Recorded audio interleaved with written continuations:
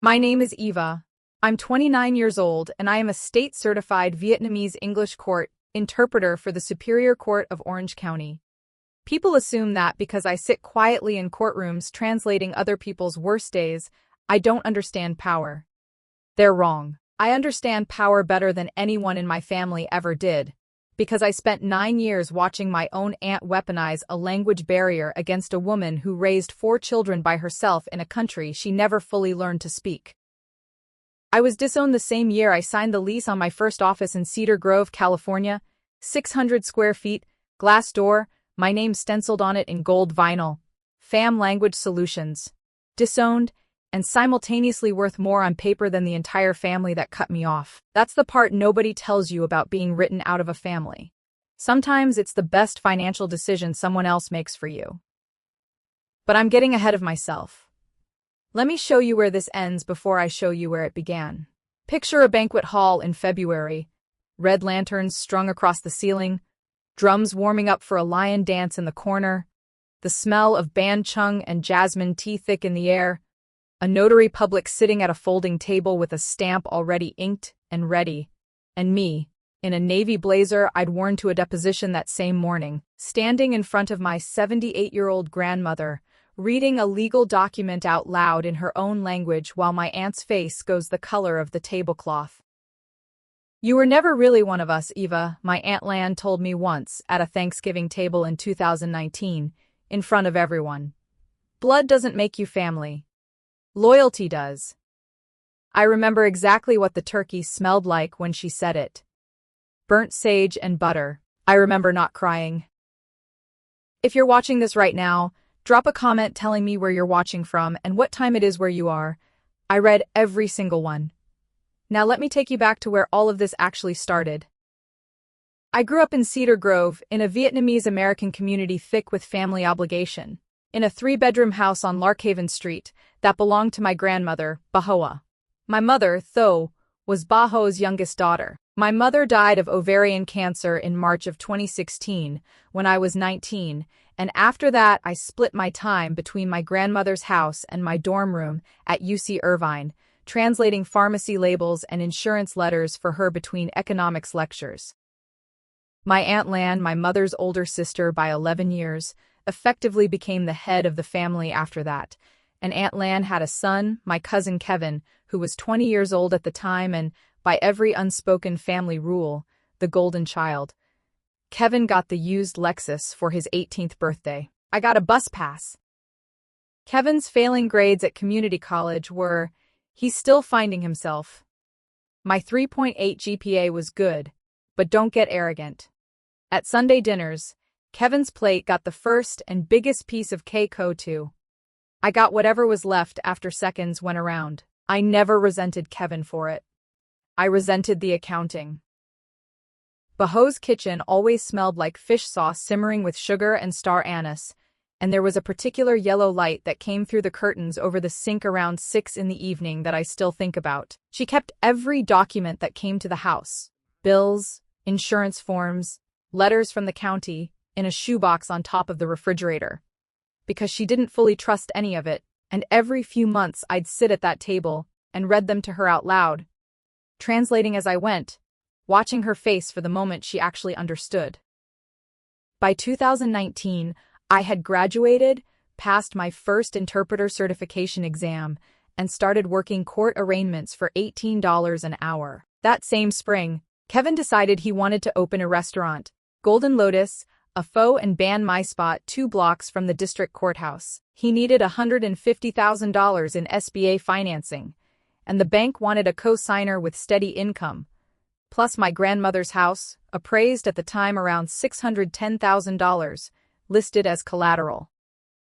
At a family meeting on November 9, 2019, in Baho's living room, Aunt Lan asked me to co-sign.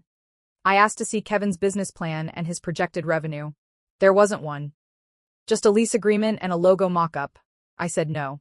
Not I need to think about it. No. The Thanksgiving after that, November 28, 2019, the table went quiet the second I walked in. Aunt Lan stood up before I'd even taken off my coat and said the line I'll never forget. The one about blood and loyalty, in front of my grandmother, my uncle, and Kevin, who studied his plate like it owed him money. I didn't yell. I didn't cry. Not there. I said, okay, picked my coat back up and drove home to my studio apartment on Willow Terrace, where I sat on the floor and ate cold rice out of the container. That was the last Thanksgiving I spent with my mother's side of the family for nearly 6 years. What got me through the years after that wasn't therapy, though I eventually got that too. It was Diane Choi, a senior certified interpreter 14 years into her career, who mentored me at the courthouse, and who, without ever once saying the word family, started including me in her own Sunday dinners. Diane taught me 2 things that mattered more than anything my biological family ever gave me: how to read a legal document for exactly what it says, clause by clause, and how to sit in a room with people who are furious at you without absorbing their fury as your own truth. I kept a folder. I'd started it back in college, half out of habit, half out of some instinct I didn't have a name for yet. A Google Drive folder labeled, just in case, full of screenshots, voicemail transcripts, every text from that family meeting in November 2019, every dismissive reply that came after. Year 1, 2020, I heard nothing. Not a text, not a call, not a birthday card, while I studied for my certification exam alone in a studio apartment that smelled like instant noodles and dry erase marker. Year 2, 2021, I passed the state certification exam for Vietnamese English court interpretation, one of 41 people in the state to earn it that year, and nobody from Larkhaven Street knew. Year 3, 2022, Kevin's restaurant closed after 11 months. Nobody in the family told me directly. I found out from a mutual friend's Instagram story. That same year, I got exactly 1 message from that side of the family. A text from my cousin Mia, Kevin's younger sister, then 12 years old. Hope you're doing okay. Nothing else. I saved it in the folder anyway. Year 4, 2023, silence again, except for a birthday card I mailed to Bah Ho in July, which came back 3 weeks later, marked return to sender in Aunt Lan's handwriting. By 2023, I'd left the courts to open FAM Language Solutions, a certified translation and interpretation agency serving hospitals, law firms, and immigration attorneys across 3 counties. By the start of 2025, the agency had 11 contract interpreters on staff and had billed $1.4 million over the previous 12 months. I was, by any measure my aunt would have respected, doing extremely well without her. The reconnection came in September 2025, not from love, but from a phone call about my grandmother. Bah Hoa, then 78, had been diagnosed that spring with mild cognitive decline, and Aunt Lan called me, for the first time in nearly 6 years, saying it was time to let bygones be bygones, for Grandma's sake. I said yes, mostly for Bah Hoa, and started visiting Larkhaven Street again on Sunday afternoons. The first visit, September 21st, 2025, felt like walking into a house I'd only dreamed about. The shoebox of documents was gone from the top of the refrigerator.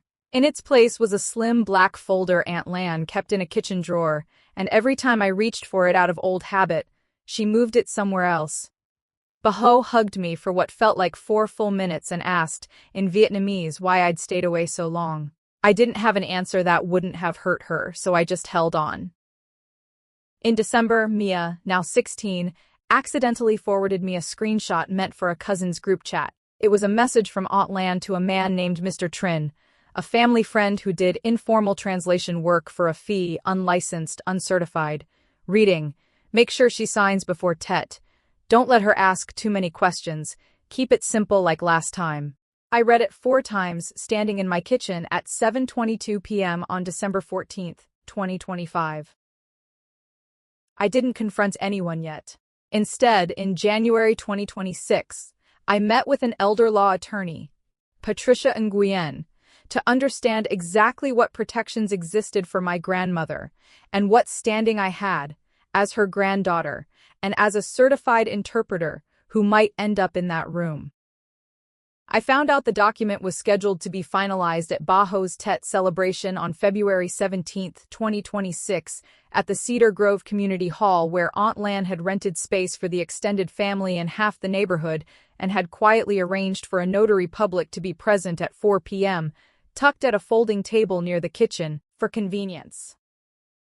The hall was strung with red and gold lanterns, drums going in the corner for the lion dance rehearsal, the smell of ban chung steaming in the back kitchen mixing with jasmine tea and fried spring rolls. Bahawa sat near the head table in a burgundy au dai, a red envelope already tucked into her sleeve for the children.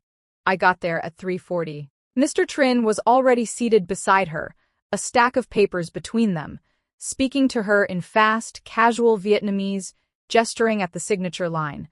I stood close enough to hear him tell her it was just some medical paperwork, in case something happens. Nothing to worry about. I read the document over his shoulder. It was a quitclaim deed transferring the Larkhaven Street house, appraised, as of January 2026, at $825,000, out of Baho's name and into Aunt Lan's, in full, effective immediately upon notarization. Ba Noi, do you understand what this paper says? I asked her, crouching down beside her chair, close enough that the drums didn't drown me out. She looked at me, then at Mr. Trin, confused for the first time. He said it's for my medicine, she said. It's not, I told her. It's your house. I sat down across from my grandmother, pulled the certified copy I'd had drafted through Patricia's office out of my bag, and read the actual document to her, clause by clause, in accurate Vietnamese, my interpreter's stamp visible on the corner of every page. Aunt Lan's voice cracked across the room before I'd even finished the second paragraph. You don't understand what I'm dealing with, she said. And for 1 second, just one, her composure genuinely broke. She admitted, quietly, that Golden Lotus's failure had left her $340,000 in debt, most of it owed to relatives who wouldn't stop asking. Then, just as fast, she straightened up and said I'd always tried to make her look like the villain, that I didn't understand sacrifice, that family takes care of family. I looked at her and said the only thing I needed to say, a signature isn't consent if the person signing doesn't understand what she's agreeing to. The notary, who had been listening the whole time, quietly closed her folder and said she couldn't proceed. My grandmother, once she truly understood what she had almost signed, didn't raise her voice. She just reached over, took the pen out of Mr. Trin's hand, and set it down on the table. I didn't have to do anything else.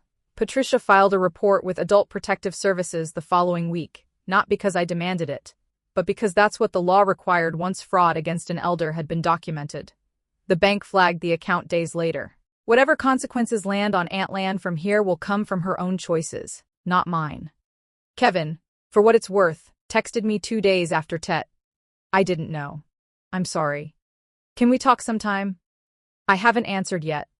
But I haven't deleted it either. Here's what I've come to understand, and it isn't the thing people usually say in videos like this. Family isn't loyalty, and it isn't blood, and it isn't even love. Not really. Family is whether someone tells you the truth when it's inconvenient for them to do so. My aunt had my grandmother's trust translated by someone willing to lie for a fee. I had nothing to offer but the truth spoken correctly, in the language my grandmother actually understands. It turned out that was worth more than any signature. If this story meant something to you, hit subscribe, drop a comment telling me what you would have done in that banquet hall, and share this with someone who needs to hear it today. I'll see you in the next one.